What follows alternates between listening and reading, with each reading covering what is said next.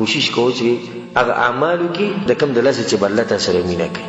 ډېر زیات اعمال دي چې د هغې د لاسه الله سبحانه وتعالی د خپل بنده سره مینه کوي، او دا خبره په ویلو کې هم عجیبه ده، الله سبحانه وتعالی د خپل بنده سره مینه کوي. ډېر غټ د شرف خبره چې عرش والا رب د چا سره مینه محبت کوي. الله سبحانه وتعالی موږ په هغه کسانو کې په کوم باندې چې الله سبحانه وتعالی مین دی، او د کوم سره چې الله سبحانه وتعالی مینه محبت کوي. په هغې نه مخکې به یو خبره کوم د اسبابو نه مخکې. که ته دا وایې چې زه په الله باندې مین یم او الله په تا باندې مین شي او تا سره مینه محبت کوي، نو دا درته په اوله کې ووایم چې هر هغه کار به پرېږدې د کوم نه چې الله منع کړی، او هر هغه کار به کوې کوم چې درته الله ویلی. اولنی سبب چې د هغې د لاسه الله د بنده سره مینه کوي هغه دا دی چې ته د الله سره مینه وکړي. چې کله ته د الله سره مینه محبت کوې نو الله به تا سره مینه محبت وکړي. یا ایها الذین آمنوا من یرتد منکم عن دینه فسوف یأتی الله بقوم یحبهم ویحبونه. ای ایمان والو که چېرته تاسو زما د دین پرېښو، ور الله غني ذات دی، او که تاسو کې چا زما دین پرېښو فسوف یأتی الله بقوم، نو الله به بل قوم راولي او هغه به څنګه یحبهم ویحبونه، الله به د هغه قوم سره محبت کوي او هغه قوم والا به د الله سره محبت کوي. نو دې کې څه وایي؟ الله به د هغوی سره محبت کوي، او الله سره د محبت په څه وجه کوي؟ ځکه چې هغوی د الله سره محبت کوي. نو څومره چې ته د رب العالمین سره محبت کوي دومره به هغه تا سره محبت کوي. او د هغه سره غټ محبت کول دا دی چې ته د هغه د دین قدر وکړي، د هغه د حدودو کومې پولې چې الله یې ښودلي د هغې قدر او احترام وکړي. د الله سره مینه محبت دی. کله چې د هغه نوم واوري زړه دې نرم شي، کله چې د هغه خبرې واوري خوشحاله شي، او زړه دې کېږي چې همیشه دې ته ناست وي دا ستا مینه ده د الله سره، او دې شي انسان سره رب العالمین مینه کوي. دویم سبب چې د هغې د لاسه الله د بنده سره مینه کوي هغه د قرآن سره مینه کول. چې څومره یو سړی په قرآن باندې مین وي، څومره د قرآن تلاوت کوي، او څومره په قرآن کې سوچ کوي، څومره د قرآن علم کوي، دومره به الله په دې سړي باندې صحیح مین وي. د افسوس خبره او د یېرې خبره او ډېره خطرناکه خبره، او څومره چې د قرآن نه لري دومره به د الله نه لري. او زه نه تپوس کوم جواب ځان له ورکړه، نن دې څو پاڼې تلاوت کړی، ځان له جواب ورکړي چې ستا د مینې پته ولګي چې ته په الله څومره مین. ته دا معلومول غواړې چې الله په تا څومره مین دی، بس ته دې ته وګوره چې ته په قرآن څومره مین یې. څومره چې یو سړی د قرآن سره مینه کوي دومره به رب العالمین د ده سره مینه کوي. دا خبرې د چا دي؟ د الله. او څوک چې د چا سره مینه محبت کوي نو د هغه په خبرو باندې نه مړېږي نه مړېږي. څومره چې ته په الله مین یې دومره به دا خبرې اوري. ځکه دا نیکان خلک همیشه د قرآن سره تعلق ساتي، همیشه د قرآن سره تعلق ساتي، همیشه د قرآن تلاوت کوي. دلیل به سره چې کوم سړی په قرآن مین نو الله دغه سړي سره مینه کوي. دلیل به هغه حدیث دی چې کوم بخاري کې راغلی دی چې یو صحابي به دا چل کوو چې په هر رکعت کې به سوره اخلاص به وي. نو څه کسانو شکایت وکړو رسول الله ته چې یا رسول الله دا پلانې چې دی په هر رکعت کې سوره اخلاص وایي. نو رسول الله صلی الله علیه وسلم سلوه، ځنې تپوس وکړي چې دی ولې دا کار کوي، څه چل دی د نور قرآن نه دی یاد یا بله څه مسله ده. نو تپوس چې وکړو هغه ورته وایي چې دا په دې وجه چې دا د الله کلام دی، زه په دې صورت باندې مین. بل په دې کې د الله سبحانه وتعالی صفات دي، لأنها صفة الرحمن، نو ځکه زه په دې صورت باندې زیات مین. په دې کې صرف د الله باشه، په دې کې صرف د الله صفات دي.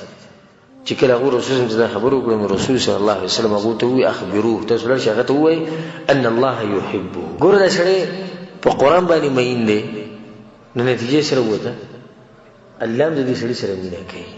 او په یو حدیث کې راځي چې رسول الله صلی الله علیه وسلم هغه ته وایي اخبروه ان حبک ایاها ادخلک الجنه. د دې صورت سره د مینې د لاسه الله ته جنت ته بولي.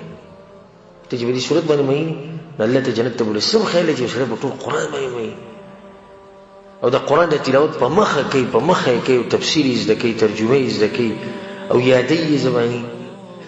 دې سړي سره رب العالمین څومره مینه کوي. ځکه چې واضح دلیل لسته په مینه باندې زه په الله مین یم. دلیل لري زه دا په خبرو ډېر مین، د قرآن تلاوت ډېر کوم، یادوم مې په سینه کې قرآن پروت دی. دا څومره چې انسان چې په سینه کې قرآن پروت وي د قیامت پر ورځ رب العالمین ته مخامخ شي. دریم سبب چې د هغې د لاسه الله سبحانه وتعالی د بنده سره مینه کوي هغه دا دی چې جهاد کول د رب العالمین په لار کې. جهاد د اسلام یو عظیم رکن دی، غټ رکن دی او هر سړی نشي کولی، ځکه چې د دې لپاره مضبوط ایمان پکار دی. په دې کې به د بدن قرباني ورکوې، د مال قرباني به ورکوې، د بچو به ورکوې، د مور پلار به ورکوې، د علاقې به ورکوې، لنډه د دې ژوند قرباني به ورکوې. او د ژوند قرباني ورکول دا ګورې د خبرو کار نه دی، دا چې ایمان نه کنه نشي کولی. نو د الله په لار کې جهاد کول دا ډېر غټ ایمان غواړي او ډېر شرف ول انسان چې الله ولدا دا موقع ورکوي. الله دې موږ دغه موقع راکړي، والله دې موږ شهادت راکړي په خپل لار کې. جهاد د الله په لار کې کول، الله سبحانه وتعالی دغه کسان مبارک وي، ان الله يحب الذين يقاتلون في سبيله صفا كانهم بنيان مرصوص. ان الله يحب الذين يقاتلون في سبيله، الله مینه کوي او الله محبت کوي دا کسانو سره چې هغوی جهاد کوي د الله په لار کې. دې کې څه ټکی راغلی دی؟ الله د هغوی سره څه کوي؟ محبت کوي. که ته دا وایې چې الله په تا باندې مین شي، تا سره مینه محبت کوي، جهاد وکړي. او جهاد د الله په لار کې وایي، د ملک دپاره نه، د قوم نسب دپاره نه، د ژبې دپاره نه، د صرف او صرف د الله د دین دپاره، سره د شروطو د قواعدو د قوانینو. نو جهاد هغه جهاد چې د الله د دین دپاره وشي. څلورمه وجه دا ده د مسلمانانو سره مینه کول. د مسلمانانو سره مینه محبت کول، الله به تا سره مینه محبت کوي. الله سبحانه وتعالی په قرآن کې څه وایي؟ دا کسان مبارک فسوف يأتي الله بقوم يحبهم ويحبونه، مخکې څه وایي؟ أذلة على المؤمنين أعزة على الكافرين. او دغه کسان کوم سره چې الله مینه محبت کوي، دغه کسان د کفارو په مقابله کې ډېر سخت دي او د مسلمانانو سره سړي ډېر زیات نرم دي. یو حدیث کې راځي رسول صلی الله علیه وسلم وی الله وی یو د حدیث ته غوږ کړي، وجبت محبتي للمتحابين فيه. هغه کسانو باندې زما محبت واجب شوی دی او لازم شوی دی چې د هغوی سره محبت وکړم، کوم کسان چې زما دپاره د یو بل سره مینه محبت کوي. بیا وی وجبت محبتي للمتجالسين فيه، الله وی زما محبت واجب دی دا کسانو لپاره او هغه واجب شوی دی کوم چې زما دپاره د یو بل سره کینی. مخکې وی ووجبت محبتي للمتزاورين فيه، او کوم کسان چې زما دپاره زما د راضي کولو دپاره په یو بل پسې ځي، د یو بل تپوس کوي، د یو بل سره منډې وهي، نه دا کسانو باندې لازم شوي دي چې دوی سره مینه محبت وکړه. که ته دا غواړې چې الله تا سره محبت وکړي، نو څه به کوې؟ مسلمانانو سره محبت کوي. په دنیا کې هر مسلمان چې هغه دپاره به زړه پاک ساتي، الله به الله تا سره مینه کوي. بل د چا سره چې تعلق ساتي د مسلمان سره د دنیا لپاره به نه ساتي. مینه محبت صرف او صرف دې لپاره چې الله راضي شي. نو څومره چې یو سړي کې ایماني، دومره به ورسره مینه کوي، او څومره چې یو سړی نافرماني، نو دومره به ورسره څه کوي؟ دشمني کوي. نو اوس کافرانو سره دشمني کول دا زمونږ دین دی، او د مسلمانانو سره مینه محبت کول دا زمونږ دین دی. نو د مسلمانانو سره خیرخواهي کوئ او د خپل زړونه پاک کوي. وره چا سره په زړه کې بغض، حسد، کینه دا به بالکل نه ساتي، او کوشش وکړي چې مسلمان سره منډه ووهي، کوشش وکړي چې هغه سره مرسته وکړي، کوشش وکړي چې هغه سره په سخته کې ودرېږي. پنځم سبب دی د رسول صلی الله علیه وسلم تابعداري کول. ته چې د رسول صلی الله علیه وسلم تابعداري کوې، نو الله به تا سره مینه محبت کوي. دلیل قل ان کنتم تحبون الله، ای پیغمبر دې خلکو ته ووایه که تاسو په رښتیا د الله سره مینه کوئ، فاتبعوني، نو زما تابعداري وکړئ، یعنې د پیغمبر تابعداري وکړئ. نتیجه به سره وځي یحببکم الله، الله به تاسو سره مینه محبت وکړي. که څوک دا غواړي چې رب العالمین عرش والا رب ما سره مینه محبت وکړي، نو د پیغمبر طریقه مضبوطه راونیسه، مضبوطه راونیسه. نو د چا د طریقې لپاره ګوره د پیغمبر طریقه پرې نه دی، داسې نه چې د مولوي صاحب دپاره د پیغمبر حدیث پرې دی، داسې نه چې د قام قبیلې دپاره د پیغمبر طریقه پرې دی، داسې نه چې د مذهب دپاره پیغمبر پرې دی. ځکه چې دا شرک یې ښودلی الله. ته دا غواړې چې الله تا سره مینه وکړي، او زه دا غواړم، بس صحیح ده، څه وکړه؟ د الله سره مینه وکړه، نه د رسول صلی الله علیه وسلم تابعداري وکړه. دې کې جواب ته د رسول صلی الله علیه وسلم تابعداري وکړه. چې د رسول صلی الله علیه وسلم تابعداري وکړه، نتیجه یحببکم الله ویغفر لکم ذنوبکم، تا سره به مینه کوي او ستا ګناهونه به وبخښي. ښه نو اوس یو سړی راغی، زه په الله مین یم او زه غواړم چې الله ما سره مینه وکړي، موږ ته د پیغمبر تابعداري وکړه، وایي نه زه خو د مذهب نه مجبور یم. نتیجه الله به ورسره مینه کوي؟ نه کوي ورسره. پوه شه چې کوم سړي د قرآن او حدیث مقابله کوله، دا صفا نتیجه ده چې په ده باندې الله نه دی مین، الله د سره مینه نه کوي. ځکه که الله د سره مینه کوله، نه ده به د پیغمبر تابعداري کوله.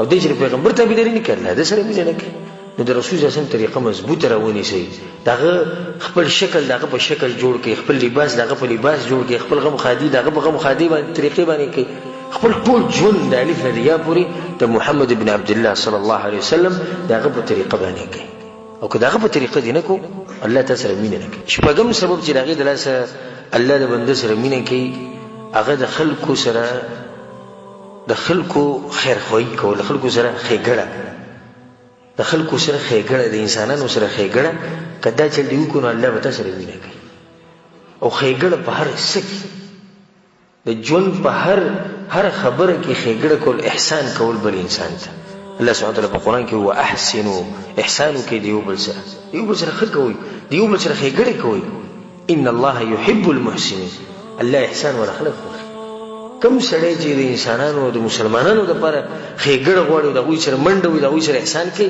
الله د دې سړي سره مینه محبت کوي او چې کله چې چا سره منډه وي او یو پر لاس اوچت کوي دا وایي چې الله دې وبخ ته نو څه غواړې چې یو کونډه زنانه الله تعالی اوچت کوي بوډۍ ښځه الله تعالی اوچت کوي یو غریب سړی الله تعالی اوچت کوي دا وایي چې دې وبخ ته نو څه غواړې الله وم سبب چې د هغې د لاسه رب العالمین د انسان سره د بنده سره مینه کوي هغه دا چې خپل بدن ظاهري او باطني دا به پاک ساتي دلیل به دې څه دی ان الله يحب التوابین ويحب المتطهرین د الله هغه کسان خوښي چې توبه وباسي که ګناه دې چې ته وشي توبه وباسي بیا د ګناه پرېږدي او د الله هغه کسان خوښي چې د پاکۍ او د صفایي خیال ساتي دوه قسمه خلک دي د الله توبه ویستونکي او پاک سړی خوښ نو د پاکۍ نه مراد کومه پاکي شوه د بدن او د توبې نه مراد کومه پاکي شوه دننه باطني نو چېرته چې دنم ګناه وشي او ګناه د هر انسان نه کېږي